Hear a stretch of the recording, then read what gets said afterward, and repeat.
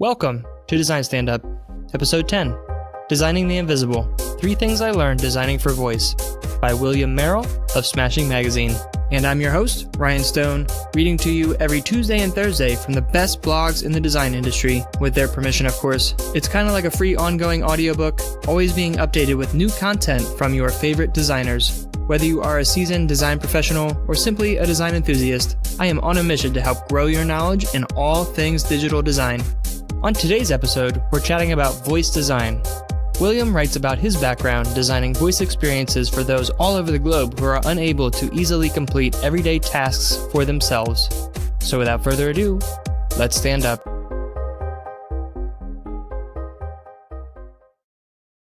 Designing the Invisible, 3 Things I Learned Designing for Voice, by William Merrill of Smashing Magazine. The current iteration of voice-controlled digital assistants are still struggling to integrate as seamlessly as the big 3 voice players of Amazon, Google, and Apple would hope. A 2017 report by Voice Labs states that there's only a 3% chance a user will be active in the second week after downloading a voice application, and 62% of Alexa skills are still to get any kind of rating on its store, as of September 2017. As designers, we have a real opportunity to provide valuable meaning to these assistants, but we're still trying to figure out where the technology can add real benefits to the user. For many, embarking on a voice UI, aka VUI, project can be a bit like entering the unknown. There are a few success stories for designers or engineers to be inspired by, especially within contexts that illustrate how this nascent technology could help people thrive in new ways. As part of BBC Two's Big Life Fix docuseries, where teams of inventors create new and life-changing solutions for people in need, I had the opportunity to test and build a voice-controlled assistant for a woman called Susan. Now, Susan had been living with a progressive form of multiple sclerosis for over 20 years, and is now unable to complete everyday tasks for herself easily. With full-time carers, she relies on others to wash and dress her, and has no ability to even change the channel on the TV without help. While voice technology seemed like it would provide the smoothest pathway to overcoming Susan's physical difficulties, Susan has never used a smartphone, so propelling her straight into an interaction with a voice assistant was never going to be easy. We had to think cleverly to help her learn to communicate with an incredibly alien technology. The result for Susan is a highly customized voice-controlled assistant that now empowers her to complete everyday tasks with the freedom that others take for granted, from making a phone call to a family to listening to music. Built as an enhanced version of Amazon Alexa technology on their Echo Dot service, Susan's voice assistant also involved physical customization as we 3D printed a casing in the shape of her favorite animal, an owl. As we rapidly experimented and iterated on a solution for Susan, my team and I uncovered dozens of intricacies that come with designing for voice in a more inclusive and accessible way. Although it was a unique project, there were 3 key takeaways that are applicable to any VUI project. Number 1. Make it personal. The tech works. It's not just a matter of sitting back and waiting for computing power to increase in line with user expectation. We found the voice detection, recognition, and synthesis of each of the devices far more powerful than we anticipated. It's not as though there's a lack of choice. There are over 30,000 Alexa skills on Amazon, with an average of 50 new ones being published daily. Skills are specific capabilities that enable designers and developers to create a more personalized voice experience when using devices like the Amazon Echo Dot. They operate much like an app within the App Store on your smartphone, allowing you to customize your voice assistant the way you please. However, there currently is a big barrier to access. Skills must be added via the app rather than the device, often negating the benefits of a VUI and breaking the conventional flow, not to mention excluding those who can't or won't use a smartphone. This makes the process feel clumsy and disjointed at best, completely isolating at worst. Even once a skill is installed, no skill visibility and a restricted time frame for interaction result in a lack of confidence and anxiety. Can it do what I want? How do I talk to it? Has it heard me? So, how do you build that connection and trust? For Susan, it meant stripping away the unnecessary and presenting a curated selection of core functionality. By personalizing the content to the unique behaviors and requirements, we presented much-needed clarity and more meaningful experience.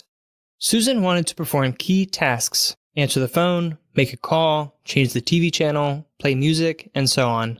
By getting to understand her and her needs, we created an assistant that always felt relevant and useful. This was quite a manual process, but there is a huge opportunity for machine learning and AI here. If every voice assistant could offer an element of personalization, it could make the experience feel more relevant for everyone. As we were designing for one individual, we could easily tailor the physical elements of the product for Susan.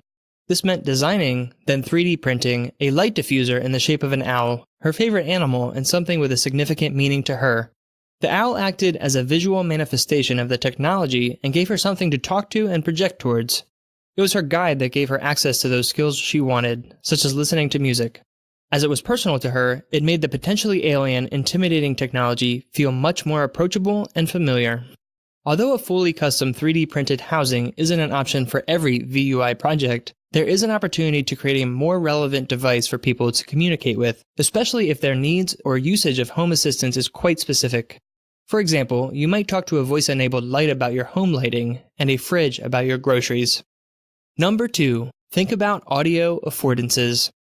Currently, the user does all of the heavy lifting. With an obscured mental model and no hand-holding from the tech, we're forced to imagine our desired endpoint and work backwards through the necessary commands. The simplest tasks aside, set a timer for 5 minutes, play ABBA on Spotify, etc., that's incredibly hard to do, especially if you suffer from foggy moments, something that Susan explained to us, difficulty in finding the right words. When Apple famously used skeuomorphic visual elements for their early iPhone apps, the user gained valuable, familiar reference points which afforded its use and method of interaction. Only once the mental model became more established did they have the freedom to move away from this literal representation into their current flat UI. When designing our VUI, we decided to lean on the well-established menu system seen through the digital and web navigation. It's a familiar tool which demands less cognitive processing from the user, and allowed us to incorporate methods of wayfinding that didn't result in starting from the beginning if things went wrong. As an example, Susan found verbalizing what she wanted in the time frame offered by current digital assistants a stressful and often unpleasant experience, often compounded by an error message from the device at the end of it. Rather than expecting her to give an explicit command such as, "Alexa, play ABBA from my Spotify playlist," we decided to create a guided menu tool that could help her start slowly and get incrementally more specific about what she wanted Alexa to do. Susan's owl now prompts her with a curated list of options such as, "Play music," or "Watch something." If she chooses music, it gets more specific as she progresses through each decision gate to uncover the genre she feels like listening to. In the case of ABBA, she would select 60s music. This enables Susan to navigate to her desired outcome much more easily and at a pace that suits her. All the while, the owl was glowing and responding to her voice, letting her know she was being heard and understood. Number 3. There's more to VUIs than voice. The non-lexical components of verbal communication impart a great deal of meaning to a conversation. Some can be replicated by the synthesized voice, intonation, pitch and speed of speaking, hesitation noises, to name a few. But many can't, such as gesture and facial expression. The tangible elements of the product need to replace these traditional visual cues for the interaction for it to feel even slightly natural. But there's more to it than that. Firstly, when someone interacts with a product designed to replicate human behaviors, the visual components are interpreted by the user's preconceived notions of the world, both inherent and learned, and affect their emotional responses. If something looks imposing and cold, you're much less likely to initiate a conversation than with something that looks cute and cuddly. In our case, as the technology was so foreign to the user, we needed to make it feel as familiar and inviting as possible. An owl. In doing so, we helped to remove the feelings of anxiety and frustration we had experienced with other products.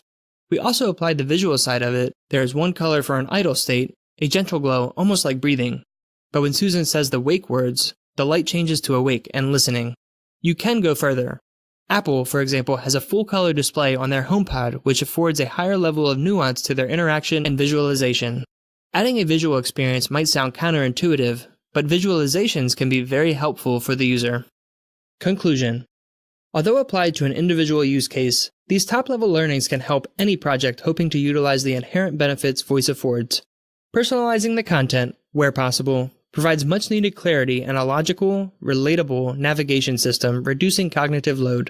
Finally, don't underestimate the importance of the visual components. When done well, they not only deliver fundamental conversation cues, they set the tone for the whole interaction. For those looking to experiment with voice, Amazon now showcases tens of thousands of skills from companies like Starbucks and Uber, as well as those created by other innovative designers and developers. The Alexa Skills Kit, ASK for short, is a collection of self-service APIs, tools, documentation, and code samples that make it easy for you to add skills to Alexa and start creating your own solutions. You just listened to the post titled, Designing the Invisible, 3 Things I Learned Designing for Voice by William Merrill of Smashing Magazine. If you want to learn more about William and read some of his other amazing design articles, just press the link in the show notes or head over to Smashing Magazine at smashingmagazine.com. Oh, and before you go, don't forget to check out the brand new Design Stand-Up group on LinkedIn, where you can connect and learn from designers across the globe, chat about the latest episodes, and much more. You can find a link in the show notes or just search Design Stand-Up on LinkedIn's website or app. Well, that's all I have for you today, guys. It's been a pleasure. Until next time, fill up those coffees, turn up those tunes, and let's design a better world.